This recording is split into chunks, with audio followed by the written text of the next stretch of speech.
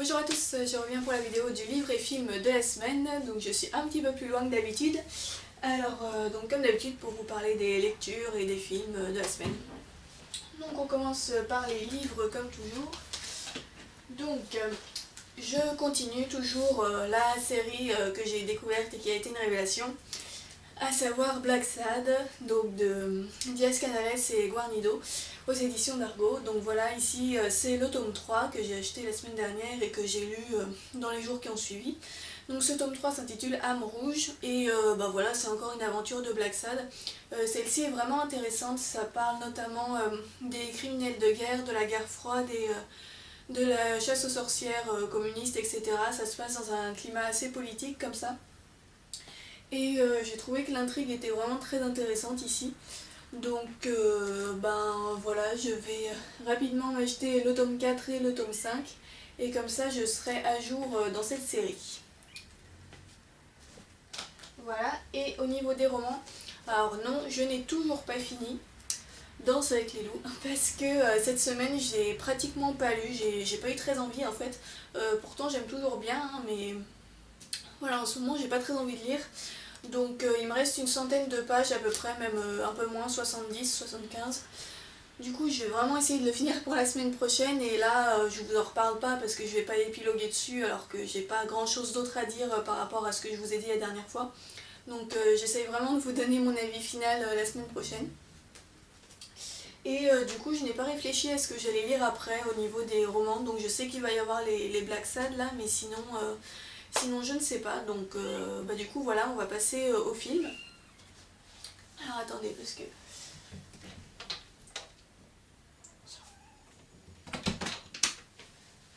excusez-moi, j'avais mis le chat dans la salle de bain pour pas qu'il vienne m'embêter, mais il commence à miauler, donc ça va pas être beaucoup plus agréable non plus. Donc concernant les films, alors tout d'abord...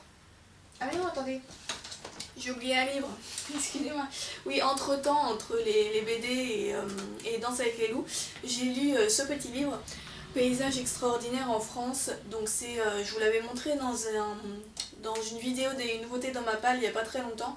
Les textes sont de Georges Fetterman, c'est aux éditions Dakota, et ça fait partie d'une collection qui s'appelle Petit Monde.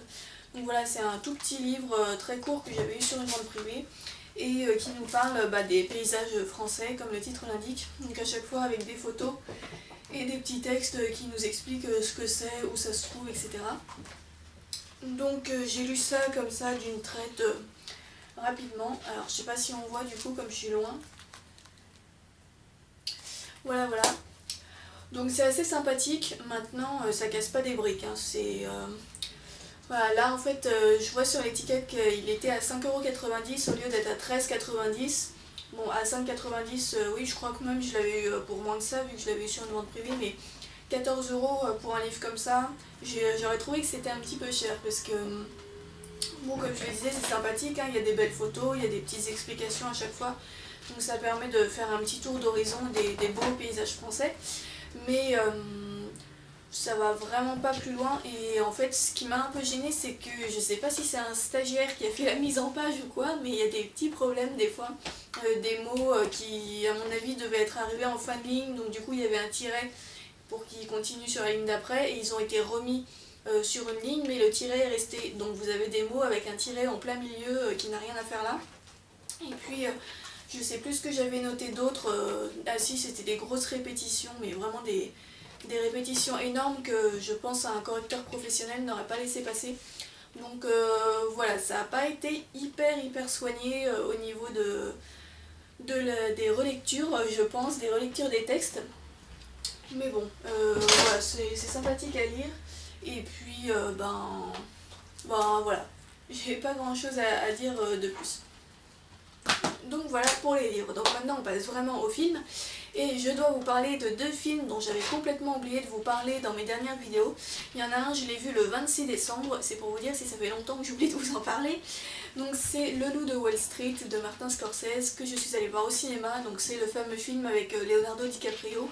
Je crois d'ailleurs qu'il a eu une récompense pour son rôle dans ce film. Je sais plus si c'était un Golden Globe ou un Oscar. Je crois que c'était un Golden Globe. Bon, bref. Donc voilà, je pense que vous en avez entendu parler, c'était la grosse sortie cinéma de Noël. Et j'ai beaucoup aimé ce film qui est très drôle. Donc en fait ça raconte la vie de Jordan Belfort qui a vraiment existé. En fait ce film est basé sur les mémoires entre guillemets d'un homme qui a vraiment existé. Et donc c'est un trader en fait, donc c'est un jeune loup de la finance, d'où le titre Le loup de Wall Street, qui se lance dans le métier assez jeune, vers 22-23 ans, un truc comme ça, et qui va rapidement devenir très talentueux, on va dire, dans ce métier, et très riche, mais en usant des méthodes un petit peu illégales. Et donc c'est un personnage assez grotesque, très cynique, mais en même temps pas toujours très sensé. Enfin, il fait un petit peu n'importe quoi, il part dans des excès pas possibles avec la drogue, le sexe, etc. Enfin voilà, il est un peu, il est un peu excessif comme personnage, et puis il est entouré de toute une bande de collègues qui sont tout aussi immoraux que lui, on va dire. Et donc Martin Scorsese en a fait un film qui est vraiment très drôle, très sympa à regarder. Il est long, il dure presque 3 heures, mais franchement on s'ennuie pas quoi. J'ai pas trouvé que c'était trop long. Après il faut prévoir le temps d'aller le regarder bien sûr. Et ouais, j'ai vraiment beaucoup aimé, c'est plein de petits traits d'humour qui sont super bien trouvés je trouve. Et franchement je me dis ça a pas dû être facile de faire un film comme ça à partir d'une simple autobiographie, parce que bon, j'ai pas lu le livre, mais à mon avis ça doit pas être exactement le même style. Enfin je sais pas trop comment expliquer, mais il y a vraiment plein de petites choses au niveau de la réalisation qui sont très bien trouvées et qui font que c'est un film vraiment jubilatoire quoi. Et puis on sent que Leonardo DiCaprio a beaucoup aimé jouer ce rôle. On sent vraiment qu'il a pris du plaisir à jouer ce rôle jusqu'au bout et à être complètement dans son personnage à fond quoi. Donc du coup bah, c'est très agréable à regarder, et puis bah voilà, je vous le conseille. Je sais pas s'il passe encore au cinéma vu que ça fait un petit moment maintenant, mais dans tous les cas voilà, j'ai bien aimé. Et donc le deuxième film dont j'avais oublié de vous parler, que j'ai vu cette fois il y a à peu près 2 semaines, c'était La vie rêvée de Walter Mitty. Donc ça c'est de Ben Stiller, donc encore un film que j'ai vu au cinéma qui est sorti il n'y a pas très longtemps. Donc c'est le film où il y avait plein d'affiches un petit peu fantastiques avec Ben Stiller. Donc Ben Stiller est le réalisateur et il joue aussi le rôle principal. Et donc on le voit sur les affiches avec la planète Terre en fond, au-dessus d'un volcan, etc. Vous avez sans doute dû les croiser. Et donc en allant voir ce film, je savais pas trop à quoi m'attendre. Je me disais que ça pourrait être sympathique, mais j'avais peur que ce soit un petit peu gentil, un petit peu, bon voilà, comédie familiale quoi on va dire. Et en fait ça a été une très bonne surprise, j'ai vraiment beaucoup aimé. Donc au début ça commence effectivement de façon assez gentille, je me suis dit bon, voilà. Et en fait assez rapidement ça part dans un truc super délirant et très drôle en fait. Il y a des scènes où je me suis vraiment marrée quoi, alors que je m'attendais pas à ce que ce soit aussi drôle quoi. Et en fait, Ben Stiller joue le rôle d'un gars qui s'appelle Walter Mitty, qui travaille pour le magazine Life.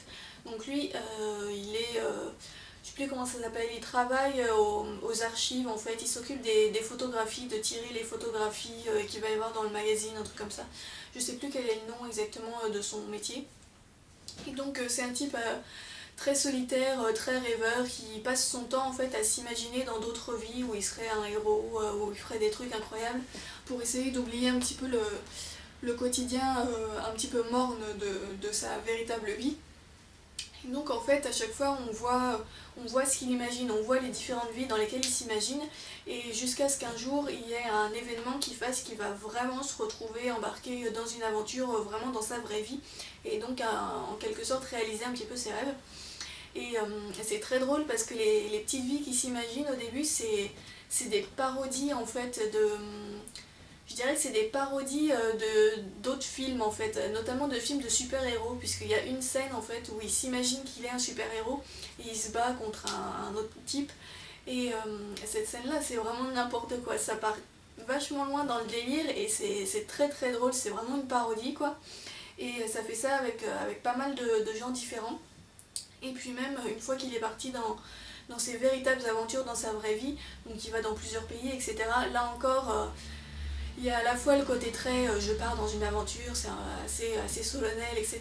Et à chaque fois, il lui arrive des trucs complètement cons qui font que ça casse le côté un peu trop je me prends au sérieux, quoi.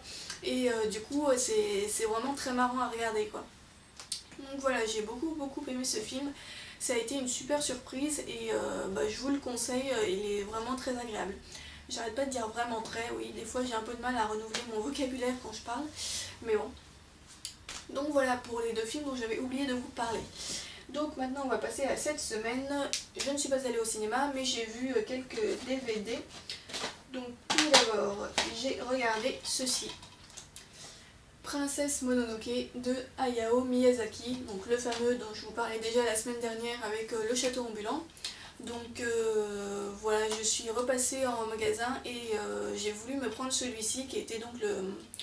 Alors je sais pas s'il en a fait d'autres à part celui-là, le château ambulant et le voyage de Chihiro, mais en tout cas dans ces trois-là c'était le seul que j'avais pas encore vu.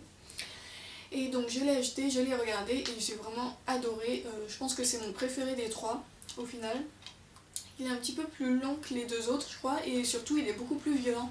Les deux autres sont accessibles à toutes sortes de publics mais celui-ci est plutôt réservé à partir de l'adolescence. C'est pas tellement pour les enfants parce qu'il y a des scènes qui sont quand même assez violentes même si l'univers est assez fantastique, etc. C'est pas du tout la même tranche d'âge qui est visée.